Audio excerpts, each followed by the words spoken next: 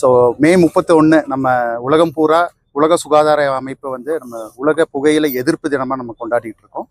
அதை முன்னிட்டு SNR sons charitable trust மற்றும் ராமகிருஷ்ணா பல் மருத்துவமனை இன்னைக்கு வந்து சைக்கிள் பேரணி, விழிப்புணர்வு சைக்கிள் பேரணி இன்னைக்கு நம்ம நடத்தியிருக்கோம். மதிப்புக்குரிய திரு சுந்தர் சார் அவர்கள் எங்களோட மேனேஜிங் ட்ரஸ்டி உடைய சேர்த்து துவக்கி வைத்தார் இந்த பேரணியை. இது பார்த்திங்கன்னா உலகம் பூரா நம்ம இந்த மே 31 நம்ம இந்த கொண்டாடுறோம். எதுக்குன்னா புகையிலை எதிர்ப்பு தினம் கொண்டாடுறோம்.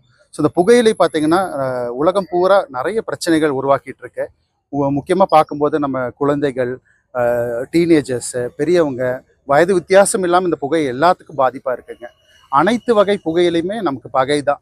ஸோ நிறைய பேர் நினச்சிக்கிறாங்க, நான் சிகரெட் ஸ்மோக் பண்ணுறதில்ல, பீடி ஸ்மோக் பண்ணுறதில்ல, ஸோ எனக்கு எந்த பிரச்சனையும் இல்லை, நான் புகையிலே தான் யூஸ் பண்ணுறேன், புகையில தானே எல்லாமே இருக்குது, புகை இல்லாமல் யூஸ் பண்ணால் அந்த ப்ராப்ளம் இல்லையான்னு நினைக்கிறாங்க.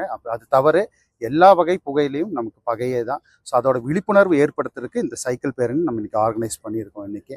அண்ட் அதே மாதிரி புகை பழக்கம் இல்லாதவங்களுக்கும் பக்கத்தில் புகை பிடிக்கிறவங்க இருந்தாங்கன்னா அதுவுமே அவங்களுக்கு ஒரு தீங்கு தான்.